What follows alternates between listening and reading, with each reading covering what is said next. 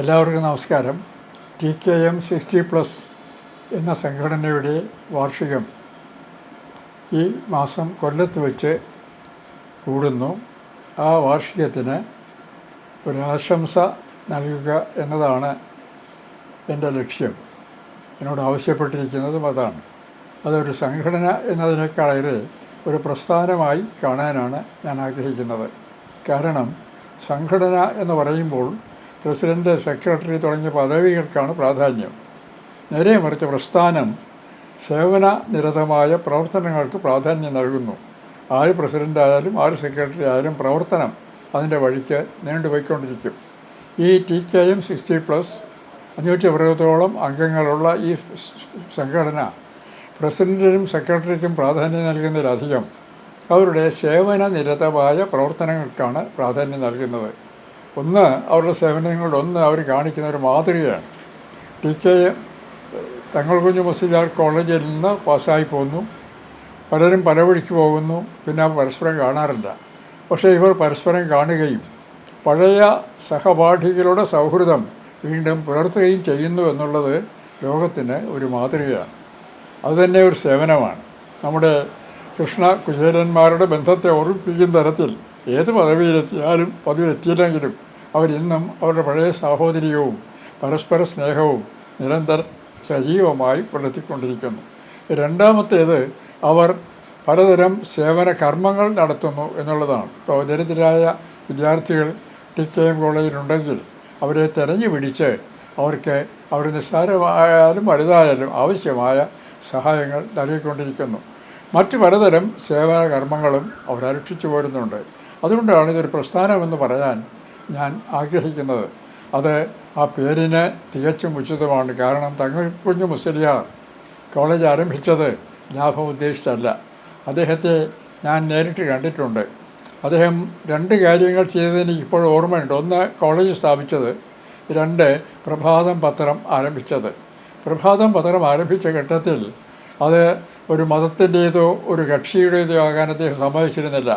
അദ്ദേഹം പത്രാധിപരെ വിളിച്ച് പറഞ്ഞത് സത്യസന്ധമായി വാർത്തകൾ കൊടുക്കണം, ആരോഗ്യകരമായ വീക്ഷണം അനുവാചകരിൽ പ്രചരിപ്പിക്കത്തക്ക തരത്തിൽ കാര്യങ്ങൾ ചെയ്തു കൊണ്ടുപോകും എന്നല്ല. അതിൻ്റെ സാഹിത്യ വിശേഷ പ്രതികൾ ഇന്നും പലരും വളരെ സൂക്ഷിച്ചു വച്ചിട്ടുണ്ട്. പല എഴുത്തുകാരും അത്രയധികം ചിരകാല പ്രാധാന്യമുള്ള ലേഖനങ്ങളും കഥകളും കവിതകളും അതിൽ പ്രസിദ്ധീകരിച്ചിട്ടുണ്ട്.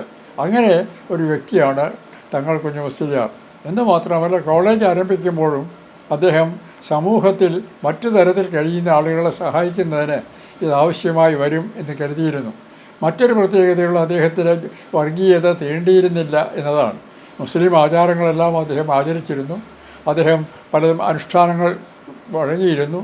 ഇതെല്ലാം ചെയ്യുമ്പോഴും അദ്ദേഹം ഒരു മത അംഗം എന്നതിനേക്കാളേറെ മനുഷ്യനായി വളർന്നു നിന്ന് ലോകകാര്യങ്ങൾ വീക്ഷിക്കുകയാണ് ചെയ്തത്. അദ്ദേഹത്തിൻ്റെ വിശിഷ്ടാദ്വൈതം ഒരു പുസ്തകമുണ്ട്. പുസ്തകം ശാസ്ത്രീയമായി നോക്കുമ്പോൾ പലതരം കുഴപ്പങ്ങൾ നിറഞ്ഞതാണെങ്കിലും അതിലെ വീക്ഷണം അടിസ്ഥാനപരമായി മനുഷ്യ സ്നേഹത്തിൽ അധിഷ്ഠിതമാണ്. അദ്ദേഹത്തിൻ്റെ കൂട്ടുകാർ കുറ്റിപ്പുഴ കൃഷ്ണപിള്ള, MC ജോസഫ് തുടങ്ങിയവരായിരുന്നു എന്ന് എനിക്കറിയാം. അദ്ദേഹം SNDP യോഗത്തിൽ മെമ്പറായിരുന്നു. മന്നത്ത് പത്മനാഭൻ തുടങ്ങിയവരോടൊപ്പം. അങ്ങനെ പലതിലും വളരെ ഉദാരമായ വിശാലമായ വീക്ഷണം അവലംബിച്ചു വന്ന തങ്ങൾ കുഞ്ഞ് മുസ്ലിയാരുടെ പേരിലുള്ള ഒരു സ്ഥാപനത്തിൽ ഇങ്ങനെയുള്ള വിദ്യാർത്ഥികൾ പഠിച്ചു പുറത്തു വരികയും അവരുടെ ആദർശനിഷ്ഠമായ വീക്ഷണവും സമീപനവും ജീവിതത്തിലുള്ള സമീപനവും വീണ്ടും സജീവമാക്കി നിലനിർത്തുകയും ചെയ്യുന്നു എന്നത് എനിക്ക് അത്ഭുതമുളവാക്കുന്ന കാര്യമല്ല. 2 പ്രാവശ്യം എന്നാണ് എൻ്റെ ഓർമ്മ ആ കോളേജിൽ പ്രസംഗത്തിനായിട്ട് ഞാൻ പോയിട്ടുണ്ട്. ആദ്യം പോയത് പ്രൊഫസർ മുണ്ടശ്ശേരിയോട് ഒന്നിച്ചാണ്. രണ്ടാമത് പോയത് ഞാൻ മാത്രമായിട്ടാണെന്ന് ഞാൻ ഓർക്കുന്നു. വേറെ പോയെങ്കിൽ ഞാൻ ഓർമ്മയില്ല. അപ്പോഴെല്ലാം അവിടുത്തെ കുട്ടികൾ കാണിച്ച ശ്രദ്ധ, സാംസ്കാരിക പ്രേമം, അവരുടെ ഉയർന്ന നിലവാരം, ഇതെല്ലാം എൻ്റെ ഹൃദയത്തെ ആവർജിക്കുക തന്നെ ചെയ്തിട്ടുണ്ട്. അങ്ങനെ ഒരു കോളേജിൽ നിന്ന് ഇന്നും അങ്ങനെയാണ്.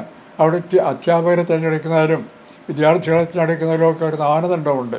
അങ്ങനെ ഒരു കോളേജിലെ പൂർവ്വ വിദ്യാർത്ഥികൾ ഇതുപോലെ ആദർശനിഷ്ഠമായ വീക്ഷണം പുലർത്തുന്നു, പരസ്പര സ്നേഹം പുലർത്തുന്നു, സാഹോദര്യം സംരക്ഷിക്കുന്നു. സഹപാഠികൾ തമ്മിലുള്ള ബന്ധം ഈ ഞാൻ നേരത്തെ പറഞ്ഞതുപോലെ കുചേലനും കൃഷ്ണനും തമ്മിലുള്ള ബന്ധം പിറന്നു വന്നതുപോലെ എക്കാലത്തും മധുരമായി ആത്മീയമായി കാത്തു സംരക്ഷിക്കുന്നു എന്നതും അത് ജനസേവനത്തെ ഉപയോഗപ്പെടുത്തുന്നു എന്നുള്ളതും അത്ഭുതകരമല്ലാത്ത ഒരു പ്രതിഭാസമായിട്ട് ഞാൻ കാണുന്നുള്ളൂ.